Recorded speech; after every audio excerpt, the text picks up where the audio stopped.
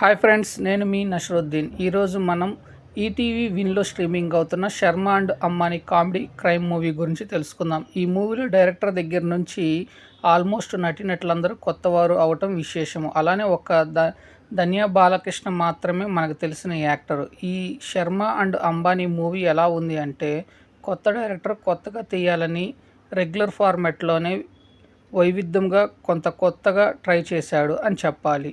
ఎందుకు అంటే, సహజంగా కామెడీ క్రైమ్ మూవీస్ అంటే హీరో ఎలివేషన్స్ కానీ, హీరో లవ్ ట్రాక్ కానీ, సెంటిమెంట్స్ కానీ అంత ఎఫెక్టివ్గా చూపించరు. కానీ ఈ మూవీలో ఆ పాయింట్స్ని బాగా హ్యాండిల్ చేశాడని చెప్పాలి. ఇకపోతే ఈ కామెడీని, క్రైమ్ను పక్కన పెట్టి చూపించడం కొంత డ్రాబ్యాక్ అని చెప్పాలి. అలానే ఈ నటీనటుల యాక్టింగ్ బాగున్నప్పటికీ కథనంలో ఆసక్తి కనబర్చే విషయం లేనప్పుడు సినిమా అంత రసవత్తరంగా ఉండదు.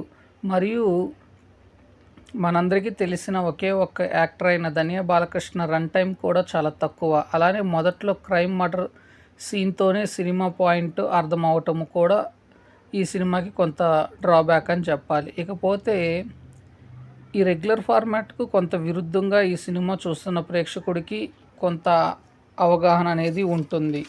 అలానే ఈ మూవీపై ఇంట్రెస్ట్ తగ్గిపోతుంది. అంతేకాక మొదట ఫస్ట్ హాఫ్లో కావాలని ల్యాక్ చేసినట్టు అనిపించేలా తీయటము, సెకండ్ హాఫ్లో ఎక్కడ చెప్పుకోదగ్గ సన్నివేశాలు కానీ, సరైన మూవీ కానీ, సరైన సిచ్యువేషన్స్ కానీ లేకపోవటము, అలానే సరైన ప్రొడక్షన్ వాల్యూస్ కానీ, టెక్నికల్ వాల్యూస్ కానీ, విజువల్ ఎఫెక్ట్స్ కానీ ఏమీ ఆకట్టుకోలేకపోవడంతో ఈ Sharma and Ambani comedy thrillers లేని ఒక కామెడీ క్రైమ్ మూవీ అని చెప్పాలి. ఇకపోతే ఈ Sharma and Ambani movie story line వచ్చేసి, అనగనగా ఒక ఊరిలో ఒక మర్డర్ జరుగుతుంది. దాన్ని ఒక వ్యక్తి టీవీలో మంతెన సత్యనారాయణ గారి డైట్ ఫుడ్ సూచనలు వింటూ వాటిని ఫాలో అవుతున్న సమయంలో ఒక ఫోన్ కాల్ వస్తుంది. వాడు ఓ బిల్డింగ్ దగ్గరకు వెళ్ళి అక్కడ ఒకరిని చంపేసి బ్యాగులో పెట్టుకొని వస్తాడు.